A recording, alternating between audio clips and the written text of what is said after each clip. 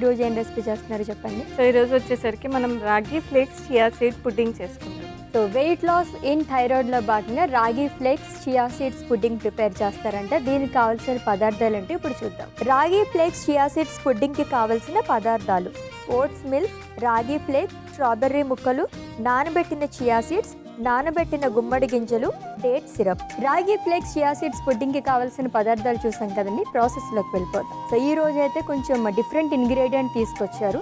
చాలా తక్కువగా వాడతారు రాగి ఫ్లేక్స్ అనేది, అంటే నేను కూడా చాలా తక్కువగానే వాడతాను.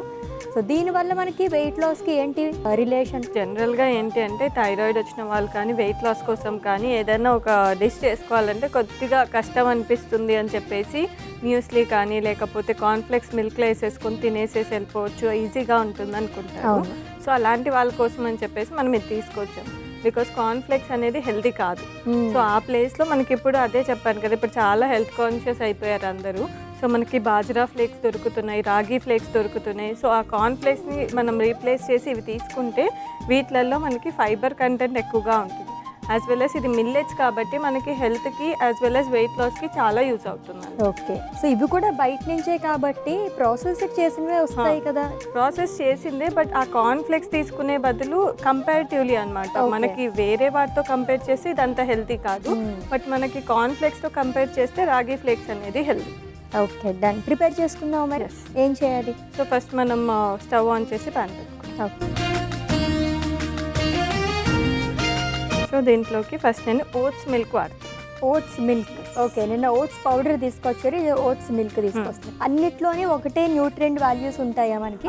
ఓట్స్ మిల్క్లో కూడా మనకి ఇది ఓట్స్ని మనం ఫర్మెంట్ చేసేసి దాని నుంచి మిల్క్ ప్రిపేర్ చేస్తారు కాబట్టి ఇది కూడా మంచిది. ఓకే. అండ్ ఇక్కడ నేను నార్మల్ మిల్క్ ఎందుకు యూజ్ చేయట్లేదంటే ఈ మధ్య మనకి దొరికే డైరీ ప్రోడక్ట్స్ అన్నిట్లో కూడా కొద్దిగా కౌస్కి కానీ బఫెలోస్కి కానీ ఎక్కువ హార్మోనల్ ఇంజెక్షన్స్ ఇస్తున్నారు. సో ఆల్రెడీ మనకి థైరాయిడ్ వాళ్ళల్లో చాలా హార్మోనల్ ఇంబ్యాలెన్స్ అవుతుంది. సో అలాంటి డైరీ ప్రోడక్ట్స్ తీసుకున్నప్పుడు కొంచెం ఇంకా ఎక్కువ ఎఫెక్ట్ అయ్యే ఛాన్సెస్ ఉంటుంది. కాబట్టి వాళ్ళు ఏంటి అంటే మంత్లీ ఒకసారి కానీ 2 సార్లు కానీ డైరీ ప్రోడక్ట్స్ అనేది పాజ్ చేయొచ్చు. పాజ్ చేసి బట్ ఆ టైంలో మనకి ఏదో ఒక ఆల్టర్నేటివ్ కావాలి కాబట్టి ఓట్స్ మిల్క్ కానీ బాదం మిల్క్ కానీ లేదు అంటే సోయా మిల్క్ జనరల్గా వీళ్ళకి ఇవ్వము. సో ఓట్స్ అండ్ బాదం మిల్క్ యూస్ చేసుకోవచ్చు అని. ఓకే, అందుకోసమని ఈరోజు మనం ఓట్స్ మిల్క్ తీసుకుంటాం. సో ఓట్స్ మిల్క్ వేస్తున్నాను. సో దీంట్లోకి మనము రాగి ఫ్లేక్స్ కూడా యాడ్ చేసుకుంటాం.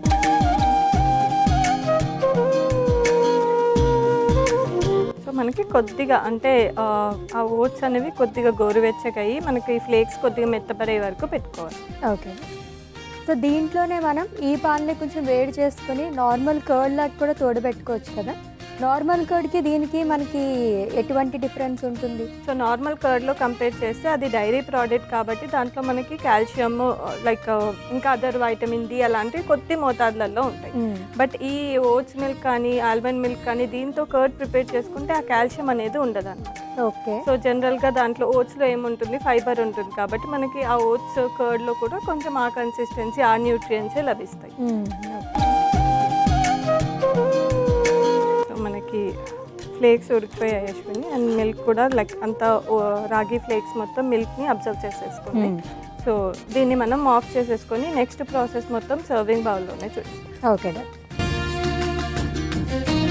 సో ఇది కూడా మనం లేయర్స్ లాగా వేసుకుంటాం అన్నమాట. సో ఫస్ట్ మనం ప్రిపేర్ చేసిన రాగి ఫ్లేక్స్ వేస్తున్నాను.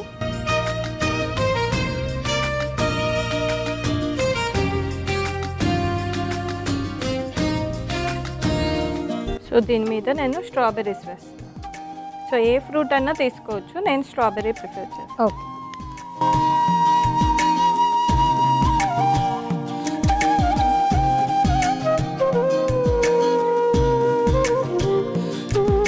సో దీని మీద కొద్దిగా నానబెట్టిన చియా సీడ్స్ వేస్తున్నాను. ఓకే.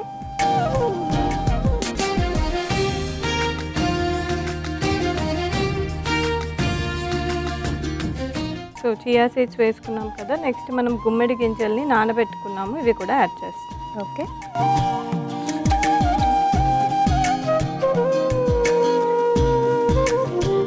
సో పైన మళ్ళీ మనం స్ట్రాబెర్రీస్ వేసుకుంటాం. బ్రేక్ఫాస్ట్కి బాగుంటుంది కదా? కొంచెం పోర్షన్ సైజ్ తగ్గించుకోవాలా? అంటే దీంట్లో మనం ఫ్రూట్ కంటెంట్ ఎక్కువ యూస్ చేసాం. రాగి ఫ్లేక్స్ కూడా ఒక లేయరే వేసాం. పైన చియా సీడ్స్ అండ్ ఫ్రూట్, మళ్ళీ పంకిన్ సీడ్స్ వేసాం కాబట్టి ఒక పోర్షన్ వస్తుంది. ఒక పోర్షన్. ఓకే, చూడ్డానికి ఎక్కువగా అనిపిస్తుంది. డేట్ సిరప్ వేస్తున్నాను, ఇది ఆప్షనల్. ఓకే, వెయిట్ లాస్ గురించి కాబట్టి మనం డేట్స్ యాడ్ చేసుకోవచ్చా? అంటే నార్మల్ హనీ లేకపోతే షుగర్ వాటి బదులు డేట్స్ ఏంటంటే వాళ్ళకి కొంచెం హిమోగ్లోబిన్ లెవెల్ని కూడా మెయింటైన్ చేస్తుంది, అందుకోసమని డేట్ సిరప్ పెట్టి. థైరాయిడ్ ఆల్రెడీ ఉన్న వాళ్ళకి థైరాయిడ్ లెవెల్స్ మనకు అటు ఇటు అవుతాయి కాబట్టి ఎన్ని డేస్కి ఒకసారి చెక్ చేసుకోవాలి? సో జనరల్గా అయితే వాళ్ళకి 6 monthsకి ఒకసారి అడ్వైస్ చేస్తాం అశ్విని. అది కూడా వాళ్ళకి థైరాయిడ్ ప్రొఫైల్ ఉంటుందన్నమాట. T3, T4, TSH అని చెప్పేసి ఉంటాయి. సో 3 levels చెక్ చేసుకోమని చెప్తాము. అండ్ ఇన్ కేస్ వాళ్ళకి ఒక 1 year నుంచి సేమ్గా ఉంది, లైక్ కంట్రోల్డ్గా ఉంది అంటే ఓన్లీ TSH చేసుకోవచ్చు. TSH, okay, thyroid stimulating hormone. Yes, ఎప్పుడో చదువుకున్నాను, గుర్తుంది చూసారా నాకు. చాలా జీనియస్. ఓకే, అండ్ అలాగే వీళ్ళకి ఎక్కువ ఫుడ్ రెస్ట్రిక్షన్స్ కూడా ఉంటాయి. జనరల్గా అయితే డైట్ తీసుకునే వాళ్ళు ఓకే, బట్ థైరాయిడ్ అటాక్ అయిన వాళ్ళు చాలా తొందరగా వెయిట్ గెయిన్ కూడా అయిపోతూ ఉంటాయి కదా. పర్టికులర్గా అవాయిడ్ చేయాల్సినవి ఏమన్నా ఉంటాయా? ఇవి తినకుండా ఉండండి అని ఏమైనా రెస్ట్రిక్షన్స్ చెప్తారా మీరు? అవును, సో ఖచ్చితంగా అశ్విని. ఇప్పుడు మనకి థైరాయిడ్ ఉన్న వాళ్ళకి కొన్ని ప్రోడక్ట్స్ అనేవి అవాయిడ్ చేయమని చెప్తాము, especially soya products. Soya beans కానీ, సోయా మిల్క్ కానీ, లేకపోతే సోయా చంక్స్ అంటే మీల్ మేకర్ అంటారు కదా, అవి తీసుకోకూడదు. అండ్ దాంతోపాటు టోఫు అంటాము, అంటే మనకు పన్నీర్ లాగే ఉంటుంది, ప్రోటీన్ ఎక్కువగా ఉంటుంది, థైరాయిడ్ గ్లాండ్ ఫంక్షనింగ్ని అది డిస్టర్బ్ చేస్తుంది అనమాట. సో ఈ సోయా రిలేటెడ్ అన్ని అవాయిడ్ చేయమని చెప్తాము. సో జనరల్గా ఈ కర్క్యూఫెరస్ వెజిటేబుల్స్లో గాయిట్రోజన్స్ ఉంటాయన్నమాట. సో ఆ గాయిట్రోజన్స్ కూడా ఏంటి అంటే మన థైరాయిడ్ గ్లాండ్ని ఎఫెక్ట్ చేస్తాయి. ఓకే, సో నార్మల్ వాళ్ళకైతే మీరు చెప్పినవి తీసుకోమనే చెప్తారు కదా, ఎందుకంటే అవి చాలా మంచిది. బట్ థైరాయిడ్కి సంబంధించి కాబట్టి ఇవి అవాయిడ్ చేసుకోవాలి. అంటే ఇన్ కేస్ నార్మల్గా ఉంది అంటే మేబీ మంత్లీ వన్స్ అలా ఇంక్లూడ్ చేసుకోవచ్చు. బట్ ఎక్కువ డిస్టర్బెన్సెస్ వస్తుంది, లెవెల్ అప్ అండ్ డౌన్ అవుతుంది అంటే మాత్రం ఇవి కంప్లీట్ రెస్ట్రిక్ట్ చేయమని చెప్తాం. Okay, done. ఎస్, సో మన రాగి ఫ్లేక్స్ చియా సీడ్ పుడ్డింగ్ అయితే రెడీ అయిపోయింది, టేస్ట్ చేసి. ఓకే, ఎస్, రాగి ఫ్లేక్స్ చియా సీడ్స్ పుడ్డింగ్ అయితే రెడీ అయిపోయిందండి.